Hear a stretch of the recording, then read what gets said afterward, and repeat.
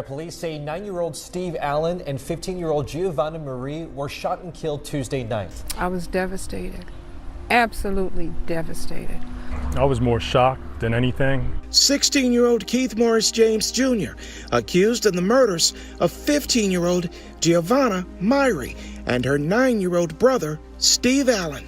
Tonight, neighbors on the capture of the suspect and his alleged horrific crime. I am just taken back by the fact that young people at the age of 16 years old will not only have access to a gun, but have the propensity to actually murder someone and murder two people. I really want to see what's going to happen when they get to court. My house and their house is only 2 houses with kids on the block. Now my son don't have his little buddy to play with no more. I just want closure for the family. The family are very close to me and most of these neighbors around here. I want closure for the mom and the grandmother and the rest of the family members. On July 4th, 2026, Independence Day, a teenager was inside a 15-year-old girl's bedroom holding a gun. He was on FaceTime with someone. A witness on the other end of that call saw everything: the gun in his hand, the girl beside him, and the threat that came out of his mouth. Calm, deliberate, specific. He told her that if she ever got involved with another boy, he would kill her. 3 days later, Giovanna Gigi Myrie was dead, and so was her 9-year-old brother Steve, who had the misfortune of simply being home. This is another teens domestic violence case on this channel. Please show support by taking a moment to like, subscribe, and always drop a comment on how you feel.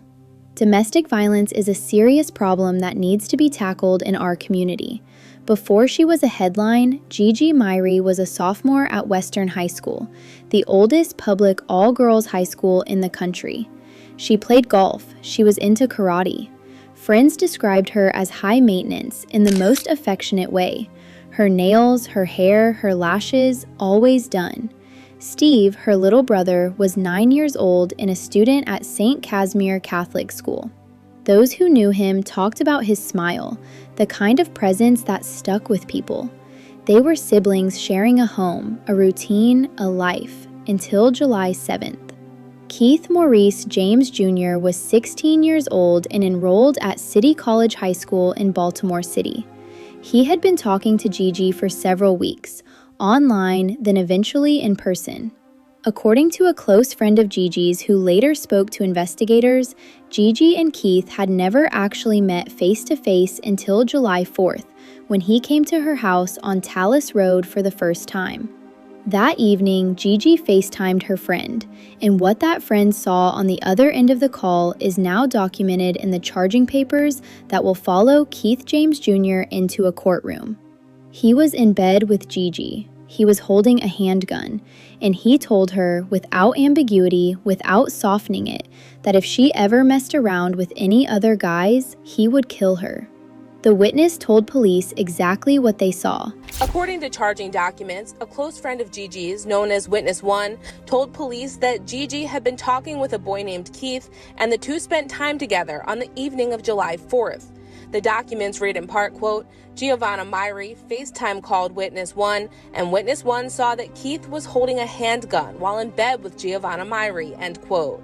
The friend then told police in the days following, according to documents, that, quote, Keith told Giovanna Myrie that he would have to kill her if she messed around with any other guys, end quote. Investigators then pulled the messages from Gigi's phone and found that what the witness described was supported by everything in those messages. A 16-year-old girl met someone for the first time on the 4th of July. By the time that day was over, she had heard him threaten her life with a weapon in his hand. 3 days later, she and her 9-year-old brother were dead. Here is what the evidence tells us about July 7th, 2026. Roughly 2 hours before the murders, Gigi spoke to a friend and mentioned that Keith was coming over at 4 p.m. She knew he was coming. She was expecting him. At 4:14 p.m., cameras on an MTA bus caught Keith James getting off a stop approximately a half mile from the Tallis Road house. Then more cameras picked him up, walking through the neighborhood, heading toward the house. At 4:19 p.m., he called Gigi from his cell phone. At 4:22 p.m., his phone pinged a tower, placing him directly at the scene. Based on all the evidence investigators assembled, the killings happened around 5:08 p.m. Gigi was found in her bedroom. Steve was found in the area between the hallway and a bedroom. A 9-year-old boy in his own home. After it was done, surveillance cameras caught James leaving the area. Documents say detectives traced James's movements leading up to the murder. They say he was on an MTA bus camera being dropped off at Liberty Road and Tulsa Road, a bus stop half a mile away from the crime scene. Investigators say a cell phone tied to James arrived in the area of the crime scene that afternoon. After the murder, more footage captured James walking next to a nearby home.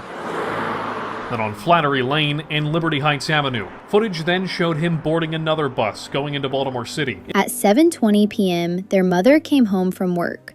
She went inside. She found her children. She called 911. Now let's go back to Tuesday night. That's when police say the parents of Steve Allen and Giovanna Myrie came home and found the two shot and killed inside their home on Tallis Road. Baltimore County Police moved quickly and methodically. This was not a case that came together on luck. Detectives built it piece by piece using 5 distinct categories of evidence, and every single one pointed to the same person. Cell phone location data put Keith James at the scene at the time of the murders. Surveillance footage documented him arriving before the shooting and leaving after it. A credible eyewitness, Gigi's close friend, had personally witnessed him make a direct death threat while holding a firearm 3 days earlier. And Gigi's own phone messages confirmed everything that witness said. Ballistics evidence tied the weapon to the scene, and when investigators sat down with James after his arrest, he gave them a statement. On July 22, 2026, Baltimore County Police Chief Robert McCullough stood at a podium at the Randallstown Community Center and told the community that an arrest had been made. Good afternoon. I'm Chief Robert McCullough of the Baltimore County Police Department. I'm here with County Executive Catherine Klossmeyer and County Councilman Julian Jones.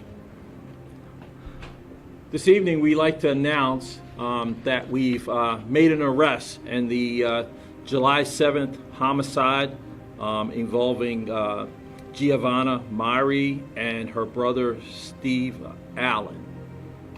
If you remember back on that date, the homicide occurred in the 6100 block of Tallis Road, in which the brother and sister were murdered. We have arrested a Keith Maurice James Jr., who's 16 years of age, who has an address in West Baltimore in Baltimore City. He was taken into custody early this morning by Baltimore County detectives when they served a search warrant and an arrest warrant for him.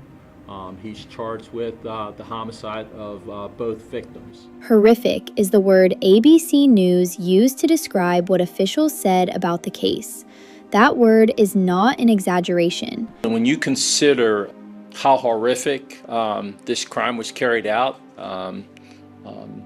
it was terrible. You know that, and when you reflect on the fact that a child who had just turned 16 carried out this crime and did it in the manner and the way that he did, it's troubling. Keith James was arrested on July 22, 2026 in West Baltimore. He was charged as an adult, 2 counts of first-degree murder, 3 weapons-related offenses. Under Maryland law, there is no choice in the matter. A 16-year-old charged with first-degree murder is automatically in adult court. There is no reverse waiver, no transfer back to the juvenile system. The law puts him in adult court and keeps him there. He appeared in Baltimore County District Court the following day by video. Orange jumpsuit, silent. His attorney waived the bail review but reserved the right to refile. The judge denied a request to move James to a juvenile detention facility, citing the severity of the allegations and concerns about the safety of other young people in that environment. Bond was denied entirely. A grand jury then indicted him, moving the case to Baltimore County Circuit Court, where it will now go toward trial. He sits in the Baltimore County Detention Center today, without bond, facing the possibility of spending the rest of his life in prison for what happened on Tallis Road. No plea has been entered. No trial date has been set. Keith Maurice James Jr. is presumed innocent unless and until a jury says otherwise. In Baltimore County District Court, 16-year-old Keith James, charged as an adult, appears virtually. A judge denied James a transfer to a juvenile facility. I'd like to say first that this is obviously an unspeakable tragedy. But he waived Thursday's bail review at the request of James's attorney, Brian Thompson. But I would ask everyone to understand that we're only at the very beginning of this investigation. Our investigation hasn't really even started. Police announced James had been arrested on Wednesday, just over 2 weeks after 9-year-old Steve Allen and 15-year-old Giovanna Myrie were shot dead inside a Gwynn Oak home. Their parents found them dead and called 911. In a police interview, investigators say James denied meeting up with Myrie since the 4th of July. James's attorney is urging patience for the process to play out. Our client, like every other citizen in the United States of America, is entitled to the presumption of innocence.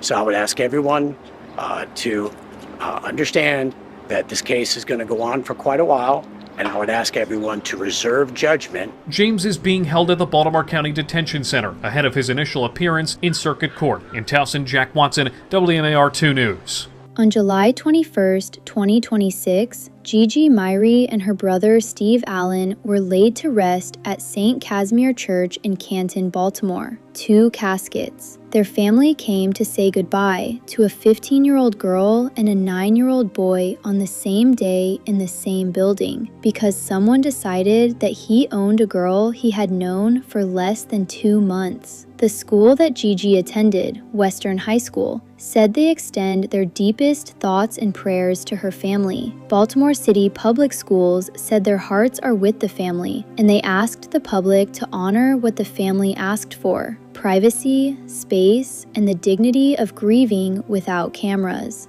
Let's be direct about what this case actually is. A 16-year-old boy showed up at a 15-year-old girl's home with a gun. He displayed that weapon while making a death threat. 3 days later, she was dead, and so was her 9-year-old brother, who happened to be home. Investigators believe Steve Allen was not targeted. He was collateral. He was 9 years old, and he was in the way. That is the most brutal sentence in this entire case. The July 4th FaceTime call is the center of everything, because that call tells you what the people around Gigi and the people around Keith needed to understand and act on. A weapon was present. A death threat was made. A specific condition was stated. If she was ever with another boy, she would die. That is not an argument. That is not anger. That is a plan. Teen relationship violence carries the same warning signs as adult intimate partner violence: controlling behavior, obsessive jealousy, isolation.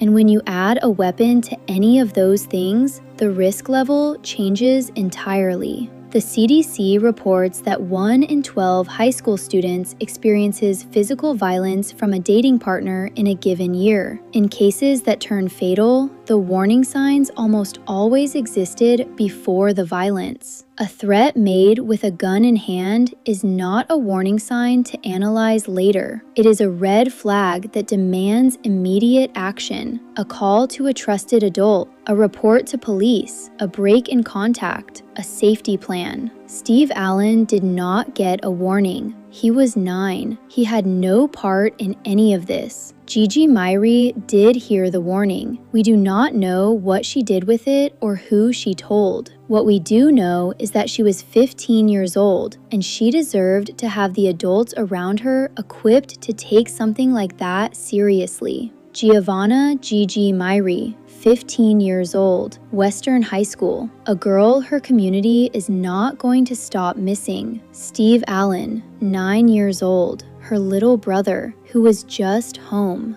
If you are a parent, a teacher, a friend, or a peer, and you hear about a threat made in the context of a teenage relationship, especially one involving a weapon, please treat it as what it is: not drama, not teenagers being teenagers. A threat with a gun is a threat with a gun, regardless of the age of the person holding it. The loveisrespect.org hotline is built specifically for teen relationship situations. Call 1-866-331-9474 or text LOVEIS to 22522. The National Domestic Violence Hotline covers teen dating violence too. 1-800-799-7233 or text START to 88788. Keith Maurice James Jr. is in custody without bond. The case is moving through Baltimore County Circuit Court, and Gigi and Steve's family is learning how to live inside a loss that should never have happened. Rest in peace, Gigi. Rest in peace, Steve.